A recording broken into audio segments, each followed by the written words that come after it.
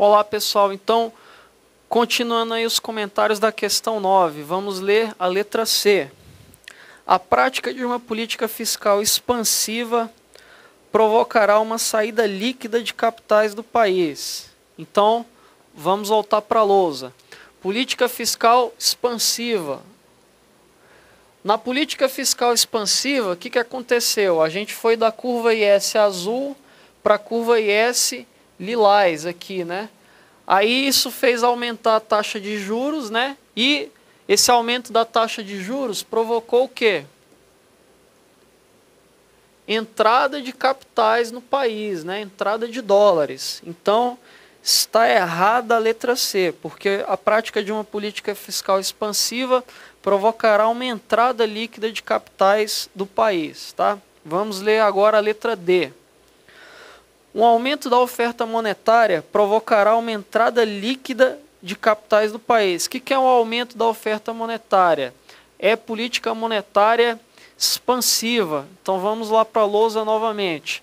Política monetária expansiva, nós estamos aqui desse lado, né? A política monetária expansiva, ela vai deslocar a curva LM azul para a curva LM vermelha. Na curva LM vermelha, nós viemos para o ponto 2, né?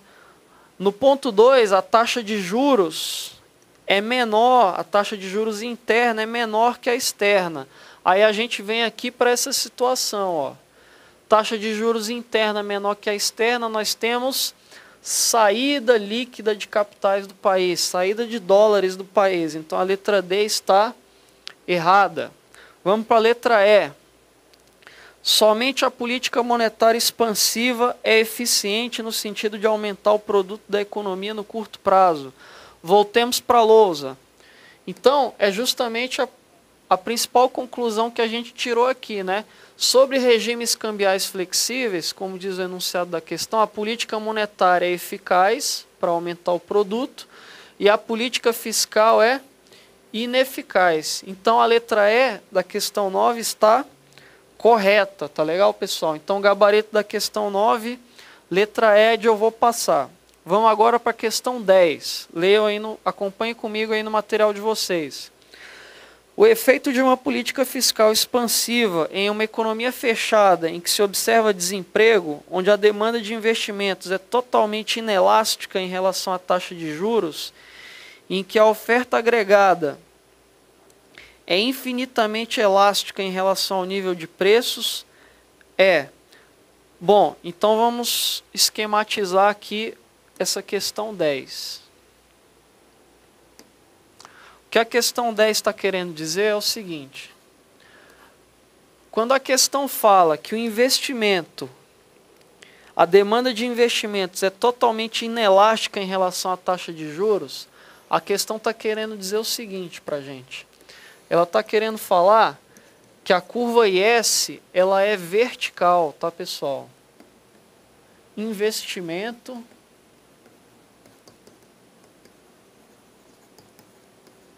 é totalmente inelástico à taxa de juros. Vou botar aqui, é 100% inelástico aos juros. Ou seja, ele é insensível aos juros. Se você adotar uma taxa de juros aqui, ó, o nível de produto é esse azul aqui que eu coloquei. Se você adotar uma taxa de juros diferente, e 2, o nível de produto é o mesmo, ó, tá? Ou seja, o investimento é insensível a variações da taxa de juros. Pode subir, pode cair, que a taxa, o produto da economia continua o mesmo. Aí na parte final do enunciado da questão, ele fala que a oferta agregada é infinitamente elástica em relação ao nível geral de preços. Esse dado aí que a questão 10 colocou adicional, ele não altera em nada o raciocínio da nossa questão. Na verdade, foi um enfeite. A curva de oferta agregada, ela é estudada lá no modelo de oferta e demanda agregada. É um outro gráfico, um outro diagrama, tá? Aqui a gente está comentando só questões de modelo SLM, mas vou dar o modelo de oferta e demanda agregada a gente vai ver no nosso próximo módulo. Mas o que ele está querendo dizer é o seguinte, que a curva de oferta agregada vai ser horizontal em relação ao eixo dos preços. Tá? Quando ele diz que é infinitamente elástica aos preços, nós temos uma curva horizontal.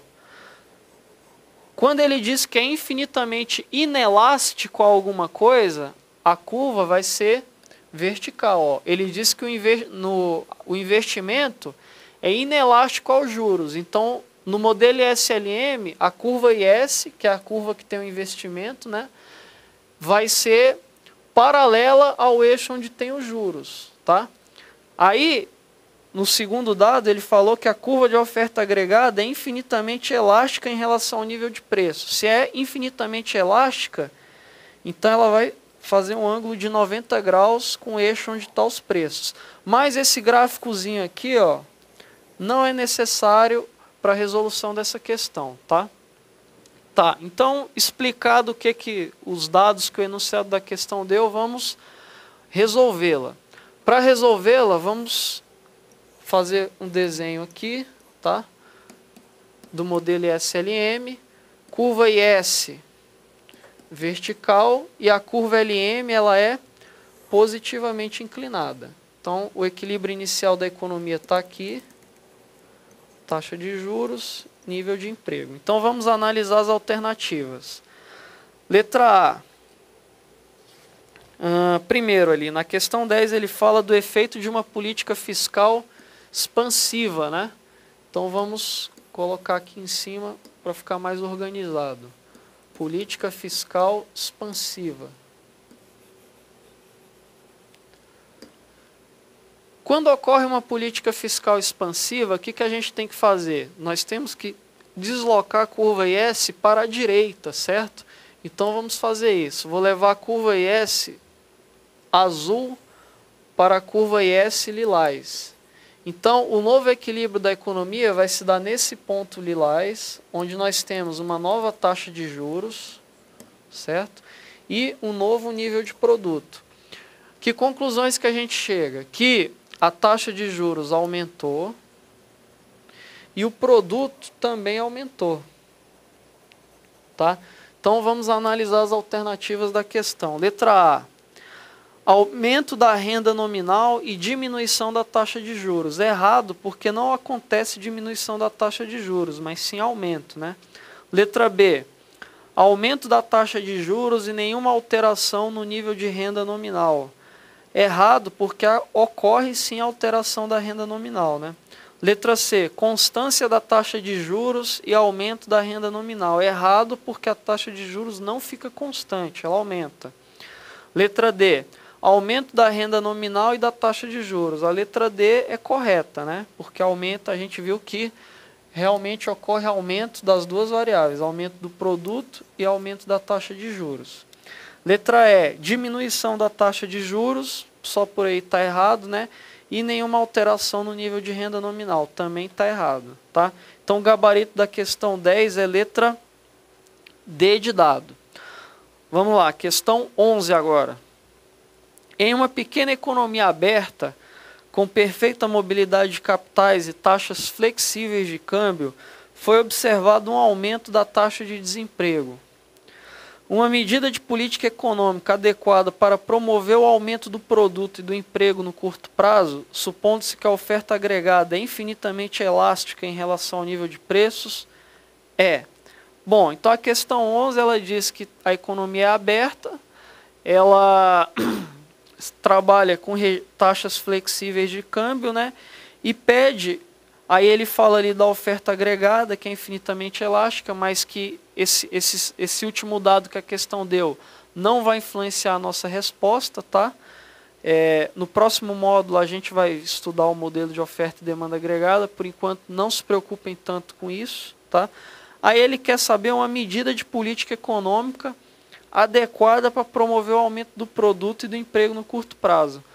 Eu vou voltar um slide aqui, porque na questão 9 a gente já fez todo o estudo de situação da política monetária e da política fiscal quando temos regimes cambiais flexíveis em uma economia aberta.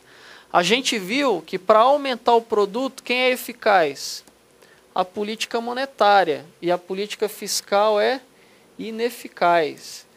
Então, aí na questão 11, o que a gente vai ter que fazer? A gente vai ter que assinalar alguma medida de política monetária expansiva, né? Alguma medida de política monetária expansiva, tá? Então, vamos ver qual dentre essas alternativas é política monetária expansiva. Letra A, redução da tributação. Não pode ser porque é política fiscal. E a gente viu que a política fiscal é ineficaz, certo? Letra B, aumento dos gastos do governo. Também não pode ser porque é política fiscal. Letra C, diminuição da taxa do depósito compulsório dos bancos comerciais no Banco Central. É exatamente a letra C, porque quando o Banco Central reduz a taxa do compulsório, significa que os bancos comerciais ficam obrigados a depositar menos dinheiro no Banco Central. Assim sobra mais dinheiro para circular, para os bancos comerciais emprestarem aos cidadãos na economia. Então, com mais dinheiro sobrando, a gente pode considerar que isso é política monetária expansiva, tá? Então, o gabarito da questão 11 é letra C de casa. Vamos ver os erros ali da letra D e letra E. Letra D, venda de títulos públicos em operações de mercado aberto. Venda de títulos públicos é política monetária? É, até aí ok. Só que é política monetária restritiva, tá legal, pessoal? Então, se é política monetária restritiva, o que vai acontecer? Ela vai ser eficaz, mas eficaz na redução do nível de emprego ou do nível de produto, tá? Letra E, aumento de igual montante entre as despesas e as receitas do governo. As despesas e as receitas do governo, elas são inerentes à política fiscal. Política fiscal é isso, é a política que mexe com a arrecadação, receita, né? E mexe com os gastos do governo, despesa. Então a letra E não pode ser, porque despesa e receita é política fiscal, tá? E mesmo assim, se a gente tiver um aumento de igual montante na despesa, que é o gasto do governo, e na receita, que é tributação, mesmo assim a gente pode considerar isso como política fiscal expansiva, tá? Porque a política fiscal via gastos é mais intensa que a política fiscal via tributação. Exatamente como foi explicado lá no módulo de modelo keynesiano. Então a letra E, ela traz realmente... o que está dizendo aí a letra E é uma política fiscal expansiva, tá? Só que ela está errada porque a gente viu que a política fiscal é ineficaz quando nós temos o regime cambial flexível em um contexto de economia aberta no modelo ISLM, tá? Então, o gabarito da questão 11 é letra C de casa. Vamos para a questão 12. Considere uma economia fechada operando abaixo do nível de pleno emprego e cuja demanda de moeda seja inelástica à taxa de juros. Uma expansão dos gastos do governo tende a... Então, vamos esquematizar essa questão 12.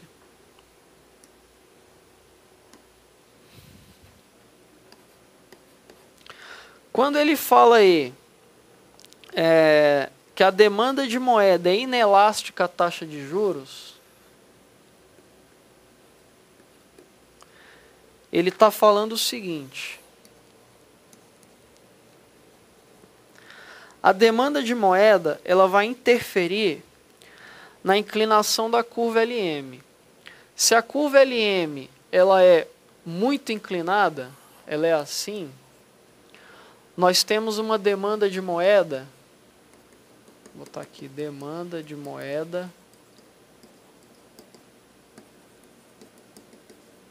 inelástica aos juros. Inelástica aos juros.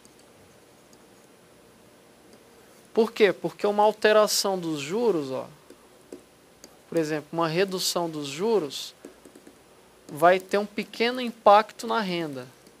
Você observa aqui que uma grande redução dos juros, tá, provocou um pequeno impacto na renda, ou seja, há uma insensibilidade, uma inelasticidade, tá? Por outro lado, se nós tivermos uma curva LM horizontal, assim, ó, mais achatada, né, mais horizontal, nós vamos ter a situação contrária, uma demanda de moeda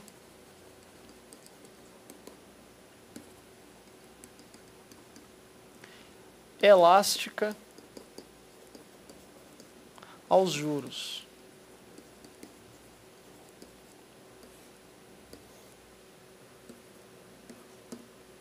Então você tem, por exemplo, uma pequena alteração dos juros provocando uma grande alteração na renda, tá? Olha só. Uma pequena redução dos juros provocou um grande aumento na renda. Então, a demanda de moeda, nesse caso, ela é bastante sensível, bastante elástica à taxa de juros. Aí, nós temos os casos especiais, tá? Aliás, vamos encerrar essa aula por aqui, tá legal, pessoal? Na próxima aula, a gente continua aí com os comentários da questão 12, esquematizando a questão, falando sobre a demanda como a demanda por moeda influencia a inclinação da curva LM. Até lá!